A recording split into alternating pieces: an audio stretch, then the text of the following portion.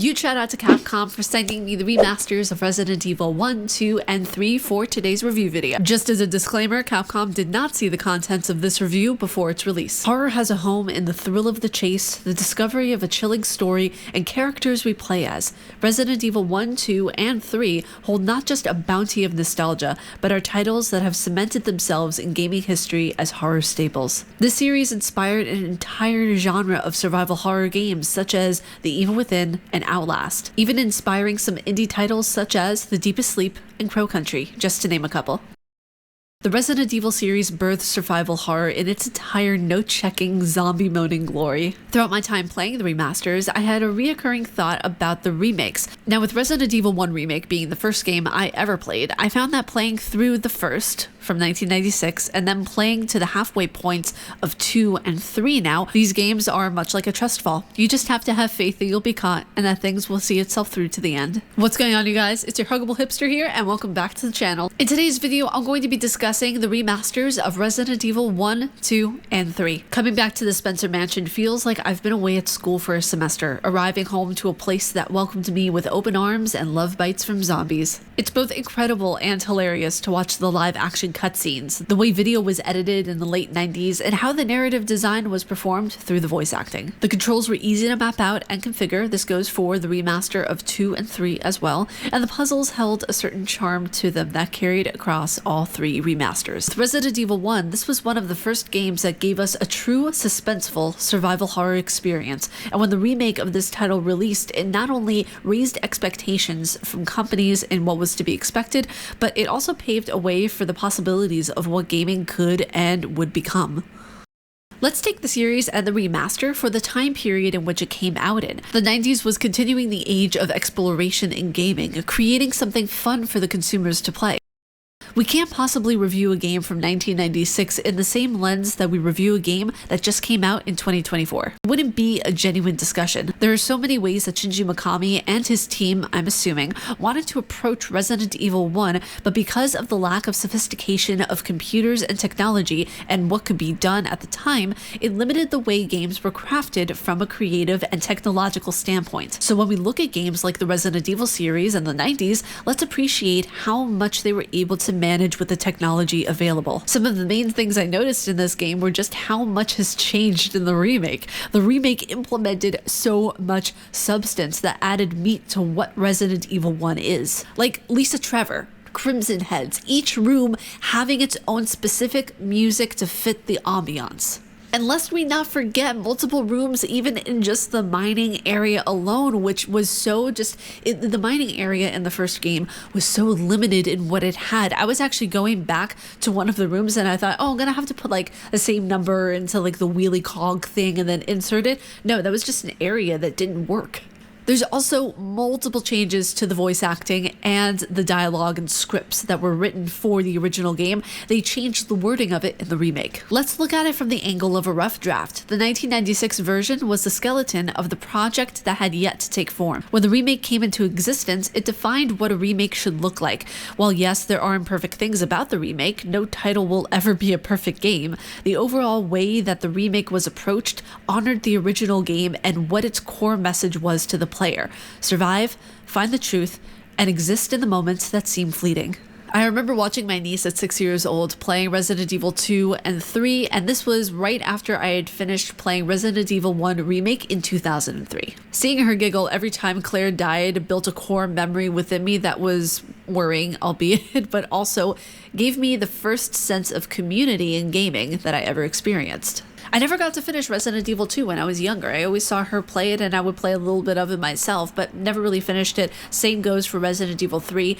And getting to play through it now is such a joy because I'm just seeing how far we've come technologically, what things have been advanced, and just the movements of the characters, how mocap has literally changed the game, no pun intended, for a lot of how gaming and how games are created.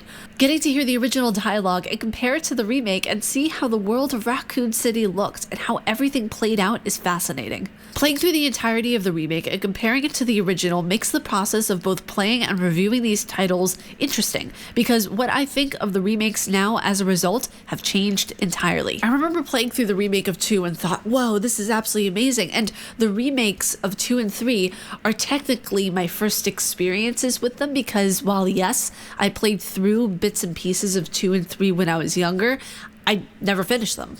I never got the chance to finish them at all. So technically the remakes of 2 and 3 were my first official, real experience with Resident Evil 2 and 3. What I thought of it then was like, oh my gosh, the graphics, the way the story is, this and that. But seeing the original concepts and the original game and the way that the game flows, as opposed to how the remake flows, it's entirely different. The ideas and concepts evolved with every Resident Evil game. The way the puzzles evolved from the first game then changed a lot in the remakes, depending on the difficulty. Overall, the original Resident Evil 2 wasn't as enjoyable for me as the remake of the game. Whether that's because the remake was the first version I played all the way through, or because I didn't really enjoy the original's pacing, which felt clumsy. What is apparent is the voice acting and the character development in this game upped the ante and made more of an effort than in the first game, obviously because the first and the second will be completely different. Resident Evil 2 added more dread that was amplified in the remake, creating this harmonizing balance between anticipation of what's coming around the corner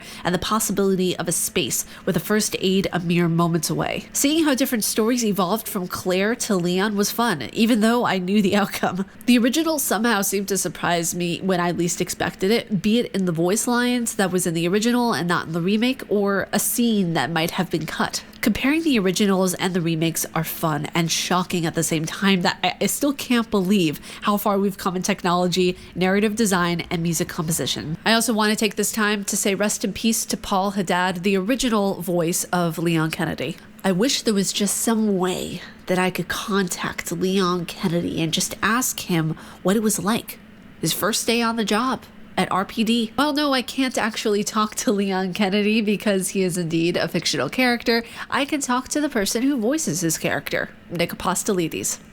I am here today with Nick Apostolides, and I knew every time that I say that I am going to F up that name, but thank you so much for joining me today. It is absolutely wonderful to have you in this review video. Hey, nice to be here, and that it was pretty good. Apostolides, you got it. Okay, thank goodness. Leon would be proud. But I'm very curious because when I was going through the remake of 2 and seeing how the characters evolved from the original, that was one heck of a 360. First of all, rest in peace, Paul Haddad. He will be missed sorely. I have to say, in its entirety, you did the character so much justice, so thank you so much for the way you portrayed the character. But my biggest question is, what was it like getting to go from seeing the original to then going into your character for the remake? Well, that's a funny question because I knew so much about the original trilogy. Well, actually, the whole franchise up until that point. I knew everything. Very familiar. I was almost too familiar. And Capcom urged me to, because I had questions about performance, like what direction do we want to go in? And they said, look, this is a reimagining. And they said, we're not trying to copy what we've done. We want to keep the same DNA of the game and the character, of course, but you give your own iteration. We cast you for a reason. Trust yourself. We want your personality. Inject your sensibilities into this guy. And I said, okay. So I almost had to kind of forget what was done. So I didn't go back and play the original. I mean, I beat the original, I don't know, maybe 6 times in my life. I didn't go play it again. I'm like, okay, let's forget about this a little bit and just trust the direction on the day and make a new game, and just live in the moment. That's it. The whole game was reimagined, and so to try to copy the past or copy the great Paul Haddad, you can't do that. Just it wouldn't seem organic. It wouldn't be natural, and so that's why we chose not to do that. So again, the director Tom was great. Every single scene that we approached for the cinematics, he would always just say like, "What would you do? What would Nick do in this extraordinary situation? If there was a zombie coming, you'd never seen one before, how would you react?" And that was his approach throughout the whole project. And it grounded us. We're not playing to the end of the project. like, oh, we got to save the day. It's like, no, we're playing this very scene right here, and Mr. X is chasing me, and holy shit, like it was just a really organic process. Yeah, so getting to go through playing Leon Kennedy, what was your most memorable moment getting to go through that process? All of it. People ask me this question. There's not one moment I can just pinpoint and be like, that was it. It was the whole thing for me because number one, it was my first video game. Number two, I love video games. Number three, I've been a Capcom fan since Mega Man days, possibly before, Mega Man days. So like, I would say since 1991 or 2, I've been a Capcom mega fan, and so to work with them every single day, they came from Japan, that was so special to me that I was getting included in the collaborative process of making one of their games. I was just like, the honor was off the charts. I was so honored to be there. So really, every day, every moment, even to this day, still connecting with fellow fans to this day is just really special to me. This is a question that I've had ever since I saw the remake. If you could talk to Leon, what would be one of the biggest pieces of advice going into RPD? Oh, that's a question I've never been asked all these years. Yeah. Trust your instincts. Trust your instincts, and maybe not trust Ada. when you see an attractive woman in a red dress, be careful. You see, whenever I saw her in the red dress, I'm thinking, how is she working in that? Like, that has to be uncomfortable. I think a lot of people ask the same question, but hey, Capcom's got a style, don't they? Yeah, exactly. Now, one of the final questions I wanted to ask you is more of a fun one. If you were to have a pizza party and invite all of Capcom's members, and I'm talking about any Capcom game, but in particular Resident Evil, who would you invite and what kind of pizza would you have? Wait a minute, I gotta clarify the question. Who, like, Capcom employee, or are you saying a character? Like Capcom characters. I'm so sorry. Yeah, like any kind, because I didn't want to narrow it down because I know you're a Capcom fan. Oh, Mega Man would be there. 100% Mega Man, because he's one of my favorites. Geez. Maybe Guile and Blanca from Street Fighter. Oh my gosh. Oh, geez. Let's throw Dante in there. And yeah, probably maybe Sheva Alomar, because I love Sheva from RE5. Sheva's great. She's my favorite. I think Wesker would shake some things up, and and the OG Nemesis. Oh my God, Nemi. So that would be my Capcom party. I think that would be kind of fun. And you said what kind of pizza? Oh, how about this? It's a nice. Oh, a good question. Nice pepperoni, some jalapenos, spicy honey. We'll throw that on there. And garlic and basil. Oh, very nice. Okay, see, I'm a mushroom and broccoli kind of girl, so that's interesting. That's an interesting combo. Yeah. Well, it's kind of funny because I had it on accident because my mom, when I was a kid, ordered that with mushroom because she thought she heard mushroom on the phone, and I was like, why would I want something that grows from the ground on my pizza? And then I just fell in love with it. It's really good. Broccoli, mushroom. I'm so many things I've never heard of before, and that's one of them. It's so fun. No, because the reason I asked that is because it's just a random question that I started asking on my podcast, and I thought, you know what? Let's just go for it. Let's run with this. Hey, it's not bad. Okay, well, I'll try it in honor of you. And do I pronounce your name? Is it Ariel or Ariel? Ariel. I will try that in honor of you. And when I do it, I'm going to think of you. Good. That sounds good to me.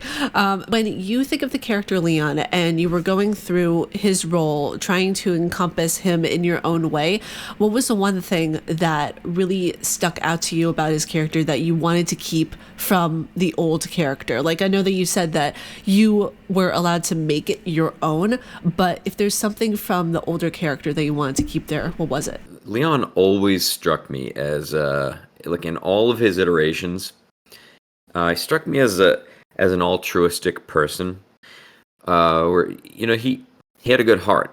He always wanted to do the right thing. He struggled with morality. Like as the years go on and the projects go on, he gets older. He gets jaded. he realizes that, or he thinks that nothing he does has made a difference, and he's like, what's the point? That's where he got to in his older years, it seems. But still, he always wanted to do the right thing. He has a through line. He has like a solid DNA of just, he has so many redeemable qualities, and I just never wanted to lose that spirit. I needed the guy to remain likable. He got a little bit more sarcastic and like fun and quippy and badass in RE4, but in RE2, he was just a rookie cop, and he just wanted to do the right thing. He was an ordinary guy put in an extraordinary situation. But it was just, I need to help the people around me. How do we do this? I'm getting the shit kicked out of me, but how do we get through this and save the day? And I wanted to do the character justice, of course, because he was portrayed by so many great actors, so many of which I'm friends with. I've got to chat with, I've had experiences with, and they're amazing people. And I just wanted to be able to sit at that table, do him justice, because I knew that the fans were going to be very critical, because they hold on to these characters. Leon's been established for 25 something years. And so he has a legacy, and I just wanted to do it justice. Huge shout out to Nick for joining me in today's discussion video. Plot of Resident Evil 3 is some of the best writing in the series besides parts of 1, 4, and 7. Now, I played this originally a few years after I played Resident Evil 1 Remake and a bit of 2. The music in this installment was so suspenseful and created an impactful sense of dread that made this game both fun and had me guessing when the next jump scare would be. The main issue I had with this game was the graphics. They looked better in the remastered Resident Evil 2, and in the remastered Resident Evil 3, they just looked like pictures of faces plastered onto the character's model. The cutscenes in both games, however, are excellent considering the time they were developed. The remasters for 1 and 3 also have unlimited saves, and in Leon's case for Resident Evil 2, unlimited ammo. The saves in Resident Evil 2 are not unlimited, and you will have to go old school with your approach. Now, when playing the remake of Resident Evil 3 at first, I thought, oh, okay, this is good. Hadn't played the original in years, and I thought it was good for the most part from looking at it at a different perspective. However, playing now more of the remaster, I can say besides the graphical updates, the remake of 3 is one of the worst remakes of any Resident Evil game I've ever seen. The Nemesis in the original held way more fear and demanded more urgency from the player, and in the remake, he wasn't scary at all, he was just annoying. Several areas and endings were also cut, leaving me with so many questions for Capcom. After now going through the remastered version of Resident Evil 3, I can solemnly say that that version is my favorite version, not the remake. While yes, like I stated before, seeing graphical updates are great, as well as seeing modern accessibility and controls, cutting short half of the content that made the original is what is upsetting. Now, these are only available on the PC through GOG, so if you guys like playing PC games and you want to be able to have these retro games in your collection of the remasters of Resident Evil 1, 2, and 3, get your hands on them. The link will be in the description below so you guys can purchase them. I love these titles ever since I played the remake in 2003, getting scared every time I heard a zombie grunt or the fireplace crack, echoing throughout the Spencer Mansion, elevating my fears and feeding that childlike curiosity. These games, and the remake of the first one in particular, created and nurtured my love for games in a way I never thought possible. Putting out the remasters of the cult classics for PC users to enjoy was one of the smartest moves Capcom has ever made. The conservation of older games is incredibly important and crucial in how we approach new concepts in stories, worlds, and music. Seeing how far games have come and the perspectives that we held are so important in the growth of new worlds for people to get lost in. Resident Evil series is one of growth, nostalgia, and birthing of new concepts. These games grew with their audience, much like Final Fantasy, Metal Gear Solid, or Silent Hill. This review is also dedicated to my dad. Instead of getting me that Barbie game that society wanted all little girls to play at the time, he got me a game that made me think and made me question. Thanks, Dad. But that was it for my discussion piece on the remasters of Resident Evil 1, 2, and 3. If you guys like my face and what I do, please be sure to subscribe and hit that bell down below. May you find your worth in the waking world, dear hunter. Stay casually nerdy, and I will see you all in the next video. Umbasa.